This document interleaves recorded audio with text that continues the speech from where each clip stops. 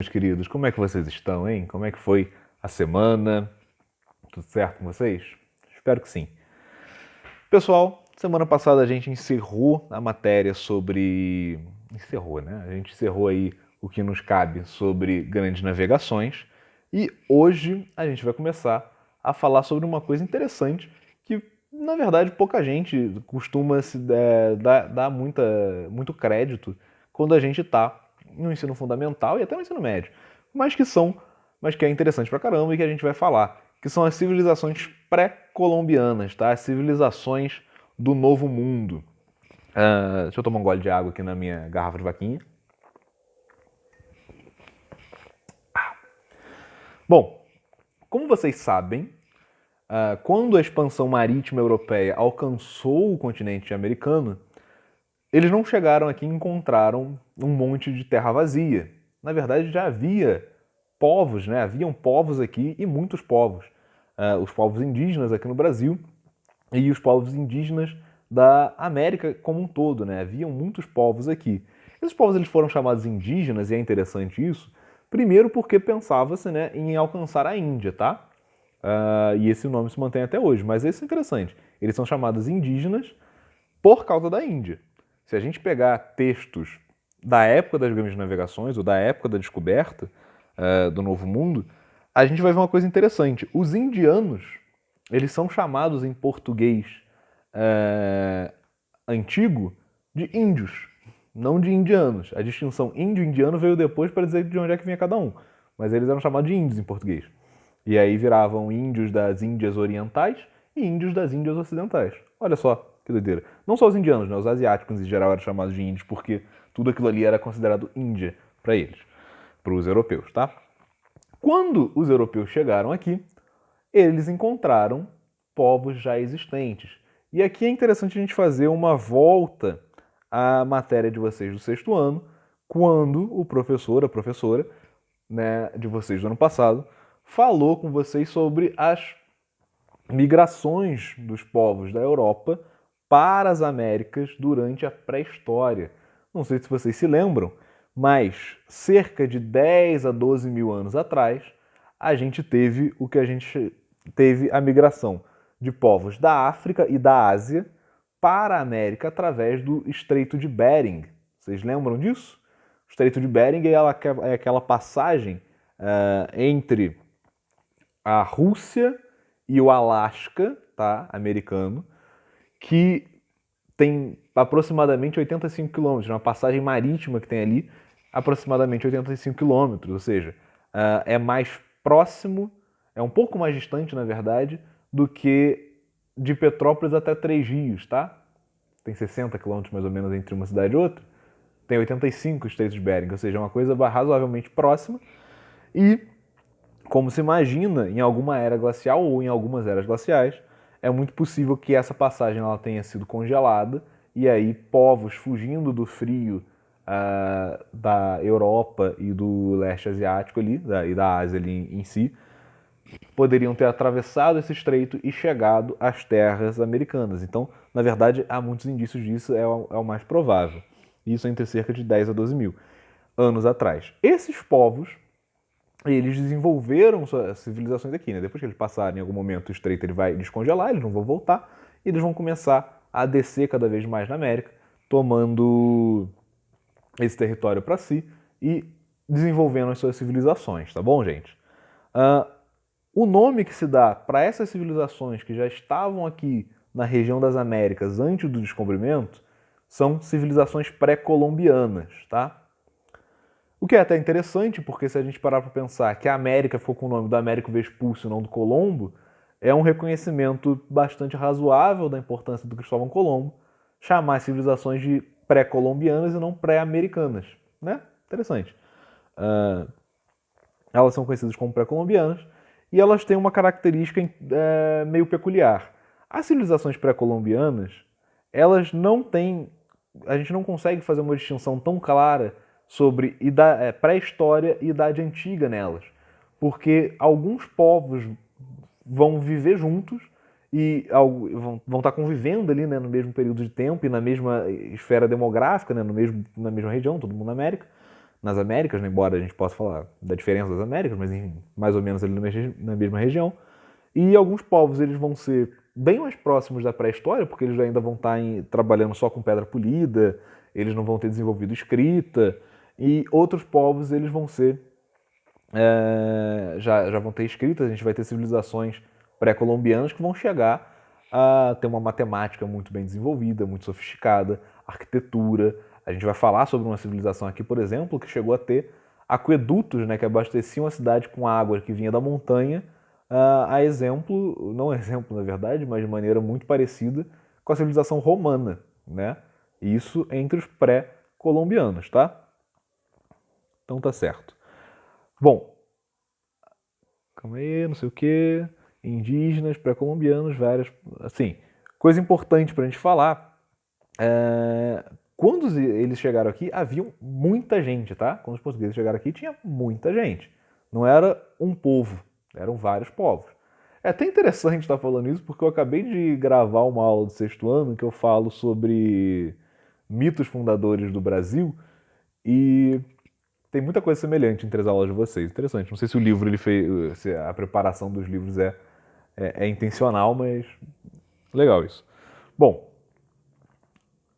sobre as sociedades que estão aqui, eu vou falar com vocês sobre 3 sociedades pré-colombianas, tá? Existem mais, mas são os 3 grupos civilizacionais. Né? O que é uma civilização? São grupos que conseguiram desenvolver e aperfeiçoar, né, a palavra, ou seria sofisticar mais aí as suas relações sociais, tá? As civilizações pré-colombianas que eu vou falar são as dos maias, dos incas e dos astecas, tá? Que são interessantes. Os maias e os astecas, eles viveram no que a gente chama de Mesoamérica, tá? O que é a Mesoamérica, ou América do Meio, tá? É uma região da América que fica entre a América Central e a América do Norte. Hoje, em específico, a gente poderia dizer que é próximo ali do México, né? É isso que é a Mesoamérica, entre o México e a América Central, e os países da América Central. Lembrando a vocês, caso vocês não saibam, o México não é a América Central, é a América do Norte, tá? Bom, e os incas, eles viveram no que a gente chama da região dos Andes. Eu vou mostrar para vocês aqui, porque eu não consegui achar um mapa muito bom, eu peguei o mapa do Google para poder mostrar isso daqui, né? Eu vi lá onde é que estavam os Andes, mas eu quero mostrar para vocês para que fique um pouco mais claro, talvez fique um pouco mais claro. A região dos Andes é isso aqui, tá? É a pontinha aqui indo para a América Central, mas é a pontinha da América do Sul. A gente pode ler aqui, Andes está pequenininho, tá bom? É ali que viviam os incas, tá? Bom, falando sobre os maias. A civilização maia, ela foi, como eu disse, uma civilização da Mesoamérica. E como é que ela funcionava? Né? Ela era uma civilização politeísta baseada, em certo sentido, na ideia de sacrifícios humanos. Isso é uma coisa muito recorrente aqui na América do Sul, tá? Nas civilizações pré-colombianas. Todas elas possuíam rituais de sacrifício, de vários tipos de sacrifício, e esses sacrifícios eles culminavam no sacrifício humano, que era o maior dos sacrifícios, tá? De um ou mais seres humanos. Era uma sociedade monárquica, então havia um rei na sociedade dos maias, mas é interessante que não era um reino nos costumes europeus, tá? Não nos costumes europeus medievais de reino, mas ela poderia se aproximar do que seria uma monarquia na antiguidade, tá? Em alguns países, como a Grécia, por exemplo, porque era um sistema monárquico baseado em cidades-estado independentes umas das outras. O que isso quer dizer? Existiam várias cidades maias e cada uma dessas cidades tinha um rei. Esse rei tinha a sua corte, esse rei tinha a sua própria maneira de administrar. E essas cidades, elas interdependiam, né? Elas não dependiam necessariamente uma das outras para existirem. Então, isso se assemelha bastante como funcionava a Grécia durante a Antiguidade Clássica ou como funcionava a Itália durante a Idade Média, durante boa parte da Idade Média, em que cidades-estados elas possuíam ali uma administração própria sem ter dependências ali de um poder exterior. Se a gente lembrar das aulas passadas, a gente falou sobre duas cidades-estados importantes da Itália, né? Veneza e Gênova, né? Que foram importantes, inclusive, para o processo da expansão marítima europeia.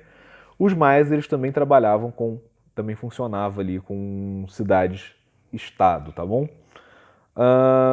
Era um estado teocrático, isso quer dizer que esses reis, eles eram eles tinham ali uma presença considerada divina pelo seu povo e confundia-se a nobreza, né, aqueles que eram da família ou das famílias próximas ao rei, eles confundiam-se com líderes religiosos. O que isso quer dizer? Eles exerciam tanto poderes políticos dentro daquela sociedade, como eles tinham funções religiosas. O rei, por exemplo, era responsável por fazer as grandes cerimônias religiosas dos maias e por participar dos grandes sacrifícios que eles realizavam, tá bom? Os maias são a maior civilização em cidades-estados daqui. Eles vão se diferenciar muito das outras duas, dos incas e dos astecas, porque esses dois outros povos eles vão ser imperiais e não nesse esquema, tá? Os incas, eles habitavam no território dos Andes, né, no norte da América do Sul, norte pra cá, né, noroeste, e eles foram uma grande sociedade imperial aqui na América do Sul, tá? Diz a lenda dos incas que eles teriam habitado primeiro na região de Cusco. Cusco hoje é uma cidade que fica situada no Peru, tá? Diz a lenda que seria dali que eles começaram a expandir o seu império pela América do Sul. E tem algumas coisas interessantes sobre os incas, tá? A primeira delas é o seguinte, eles eram uma sociedade bastante sofisticada, eles tinham um imperador, esse imperador, ele, embora tivesse ali uma ascendência talvez divina, né, tivesse ali uma identificação dele com o ser divino, o poder na sociedade inca, ele era um poder tripartido, bem parecido com a sociedade europeia em certo sentido. De maneira que haviam um poder sacerdotal, um poder político e um poder e uma classe subjugada a esses dois, que seriam o povo, tá? Isso era tão comum, isso era tão forte dentro da sociedade inca, que a terra cultivável deles ela era dividida de acordo com essas três realidades. Havia a terra do Inca, o nome do imperador Inca era o Inca, tá? Esse é o termo monárquico dele, igual a gente chama, sei lá, o César, né? Em Roma, ou a gente chama o Kaiser alemão, ou sei lá, o czar russo, né? O Inca era o título do rei dos Incas. O Inca tinha uma terra própria que se chamava Terra do Inca. Os sacerdotes eles tinham as terras deles, que eram chamadas as terras do Deus Sol, e a população tinha as suas próprias terras, que eram chamadas a terra da população. Obviamente, a terra da população rendia muito menos para a população do que as outras para eles, né? Porque existiam menos sacerdotes do que povo, existia menos do imperador do que povo. Então, se tudo que se produzia na terra do Inca ia para o Inca, então ele tinha uma prosperidade muito maior. Se tudo que se produzia na terra dos sacerdotes ia para os sacerdotes, tinha uma prosperidade menor do que a do Inca, mas maior do que a do povo. E se tudo que se produzia na terra do povo ia para o povo, é óbvio, tem muito mais gente, tem que ser repartido e havia uma prosperidade menor para eles, tá? Mas é interessante saber que havia uma divisão de classes sociais bastante estabelecida, né? É uma sociedade já bastante sofisticada nesse sentido. A sociedade inca também era politeísta e os deuses incas eles costumavam ser associados a grandes fenômenos de natureza. Então, havia um deus sol, havia uma deusa lua, havia um deus dos raios, havia um deus das marés e tudo mais. E também era comum na sociedade inca o sacrifício, inclusive o sacrifício humano, tá? Para os incas, o sacrifício humano ele deveria ser feito, na verdade não só o sacrifício humano, né? O sacrifício ele deveria ser feito como uma forma de agradecer a divindade por alguma graça alcançada pelo povo, pela família, por quem quer que seja. Só que esse sacrifício ele era progressivo. Quanto maior a graça alcançada, maior o sacrifício que deveria ser feito. Então, vamos supor que, sei lá, uma família pediu ali para alguma divindade pão, né? Pão, sei lá, milho. A sociedade da América pré-colombiana, sobretudo as da América Central, ali na Mesoamérica, eles comiam muito milho. Vamos supor que os incas pediam milho, tá? E aí eles conseguiram milho, né? Alguém foi lá e deu milho para eles. O que eles vão fazer? Eles vão fazer um sacrifício pequeno. Vão, sei lá, dar um pouco do milho para o templo, então eles vão matar um pequeno animal que eles têm, porque é uma coisa ali razoável. Agora, se o Inca, né, o rei Inca, ele está indo para a guerra e ele faz uma oferta ali, né, que se eles forem vitoriosos, ele vai fazer um sacrifício para os deuses. Eles vão para a guerra, eles ganham, em expiação, né, em agradecimento por essa vitória, vai haver o sacrifício de muitas pessoas. Né? Eles vão pegar várias pessoas, provavelmente escravos, talvez escravos de guerra, e vão matá-los, tá? Coisa importante sobre esses sacrifícios humanos é que essas sociedades elas têm uma fama de serem bem violentas, tá? Normalmente esses sacrifícios eles acabavam com a decapitação, ou seja, arrancava a cabeça fora na machadada de alguém, ou até com uma coisa mais perturbadora que era arrancar o coração da pessoa com ela, se possível ainda viva, tá? Abria aqui a castorax e arrancava o coração fora, tá? Os incas eles vão ser um império bastante duradouro, ao ponto de que eles vão existir ainda quando chegam os espanhóis, tá? Os espanhóis eles vão chegar no século XVI na América e eles vão dominar, na verdade, os incas, porque eles já vão estar muito fragilizados por algumas lutas internas que vão estar acontecendo no Império Inca. Isso é uma coisa legal, tá, gente? Quando a gente pensa nos europeus vindo para cá e lutando com esses povos, a gente pode pensar que seria fácil, né, que foi fácil para a Europa conquistar esses grandes povos por causa da tecnologia de guerra que era avançada. Não necessariamente, tá? Porque por mais que fosse avançada, ela não era tão avançada e os povos daqui, eles conheciam melhor o território e eram muito mais numerosos. A Espanha não conseguia mandar milhares de pessoas para cá, ela mandava algumas centenas, né? E aqui tinham milhares de pessoas no Império Inca, por exemplo. Não fossem as divisões internas que já estavam acontecendo no Império, talvez tivesse perdurado por muito tempo a luta. A gente vai ver essa dificuldade agora, porque a gente vai falar dos astecas, tá? Os astecas são as últimas sociedades de que a gente vai falar, é a última sociedade que a gente vai falar hoje, e talvez sejam a mais sofisticada das sociedades pré-colombianas. Por quê? Tá?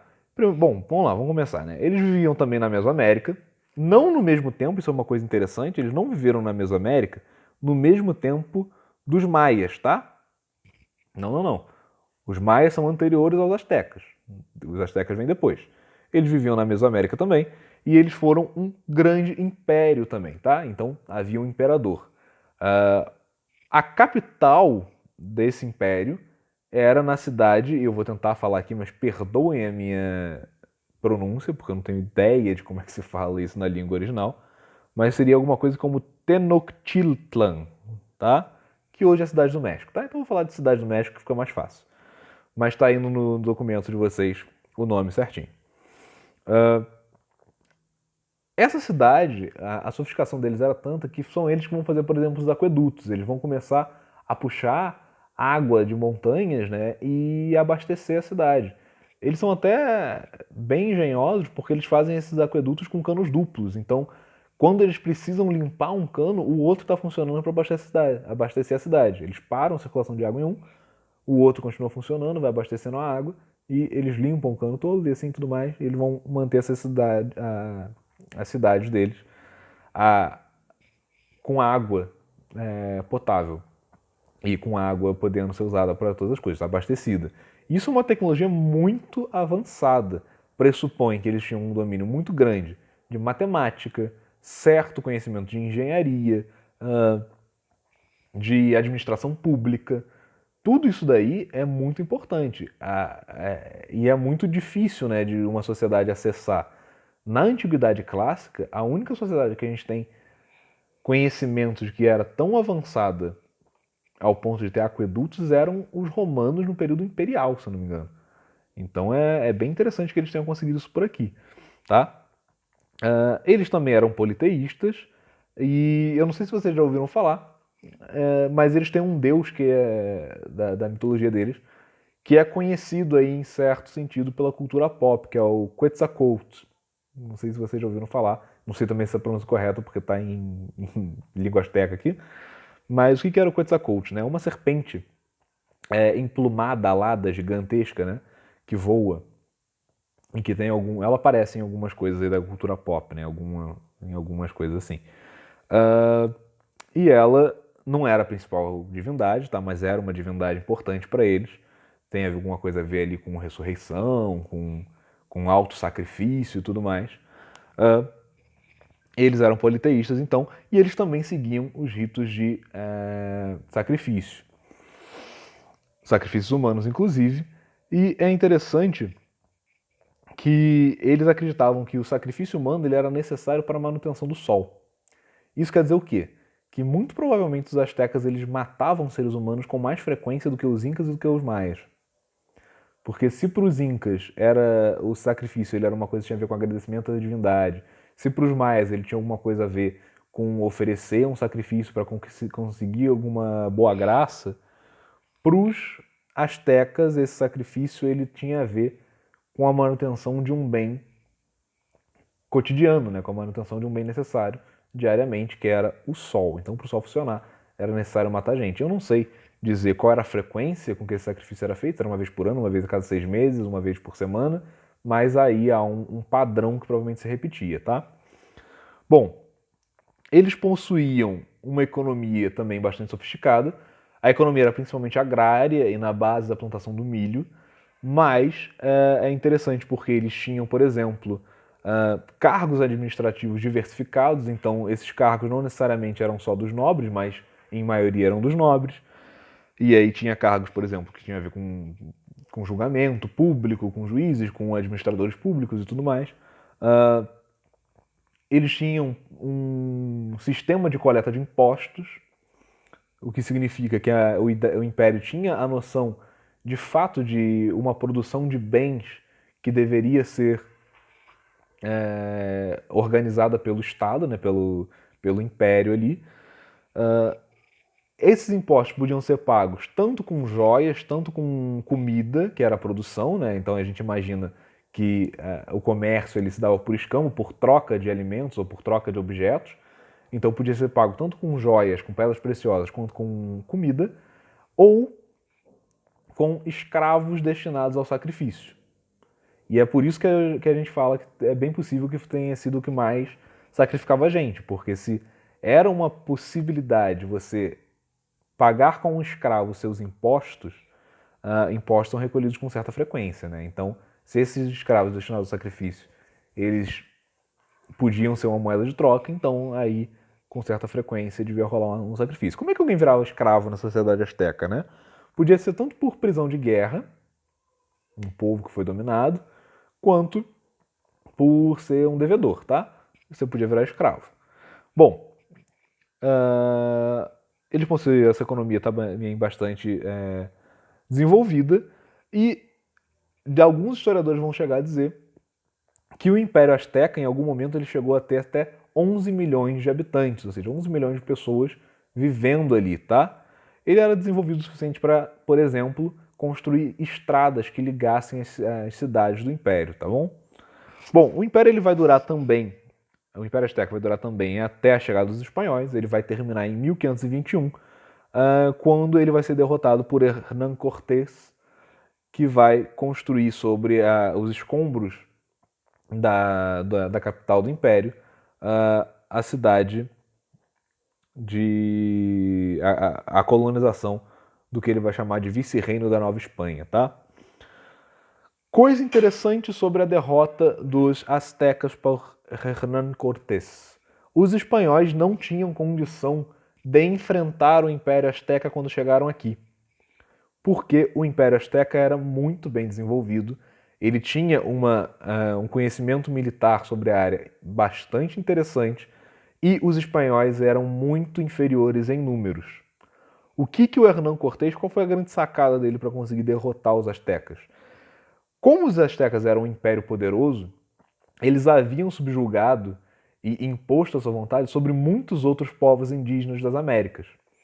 Então o Hernán Cortés ele foi começar a traçar alianças entre espanhóis e outros povos pré-colombianos menores do que os astecas para fazer frente militar com eles. Dessa maneira ele conseguiu reunir um grupo muito grande, um exército bastante considerável, que fizesse frente aos astecas e usando de tecnologia de guerra superior, de estratégia de guerra mais sofisticada da Europa, somando, né, aos números dos pré-colombianos que ele conseguiu aliançar e com o conhecimento que esses pré-colombianos tinham da área, ele consegue então em 1521 derrotar o Império Azteca e põe fim aos astecas aqui na América do Sul, tá, gente? Foram 3 civilizações que a gente falou hoje, são as 3 civilizações reconhecidamente mais importantes e mais sofisticadas da América pré-colombiana. Uma na América do Sul, 2 na América Central e do Norte. Por hoje, gente, é isso, tá? Eu espero que a quarentena esteja sendo suportável para vocês e que vocês estejam conseguindo estudar. Eu vi que pouquíssima gente assistiu a última aula aqui no YouTube. Vocês, por favor, assistam as aulas, senão vocês vai ficar complicado para vocês pegarem o conteúdo depois, tá? Gente, um abraço. Tchau, tchau.